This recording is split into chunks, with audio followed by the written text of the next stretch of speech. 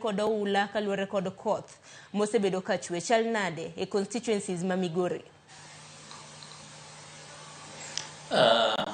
Migori ka koth osebedo kagoyo mang'eny kendo oula osekelonwa midhiero mathoth ahinya. Kachako gi yore, oula ni oseketho yore mang'eny kendo koro jowuoth matiyo kod yore magwa yudo tabu kadhi kuondegi ma gidake.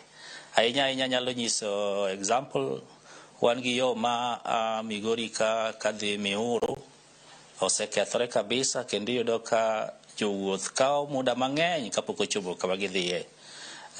Koa Migori ka kendo gi kamoro ni Nyakweri kwachomo Nyatike, kind Nyakweri gi Luanda okethore ma koro jo geche ywak atanono nikech geche gi kethore. To kolure gi mano bende to wayudo ni nitiere joma thoth ma oula ni bende osedaro e miechgi. Ahinya Nyatike kaachiel gi sub county ma Uriri. Kwa dhi Nyatike kanyo, area ma Kabuto, pi osedaro ji e miechgi.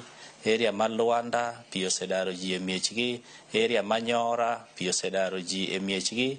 Kendo koro jogi endi oweyo kuonde ma gidakie, gidhi gidak mana gi wedegi kuonde moting'ore. Jomoko bende odhi opango ute moko kuonde ma koro pi ok nyal chope. Koro ma osemiyo gi tabu mang'eny ma koro gin gi midhiero mathoth. To kwa dhi kata kuonde ma imanye dhahabu machalo area Mosiri, iyudo ka pi opong'o bugni ma jokuny dhahabu gi tiye, kendo koro yuto gi osedok chien nikech koro ok inyal yudo dhahabu kaluwore ni pi opong'o bugo ma gikunye dhahabu.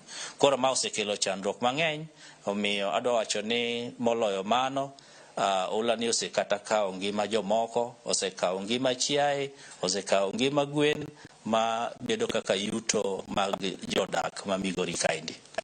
Pamana inyati bende kale ka ono bedo no dhi nyime gi twak bende ibro bedo kinyiso wa ni ikruok mane mana untiere godo nikech ang'eni sirikande mag gwenge bende no ike yo makare e kinde ma bende niwacho ni kodh El Nino nitiere, yawa mamoko bende wacho ni El Nino en mar chieng'. Ibro bedo kinyiso ni ikruok mane ma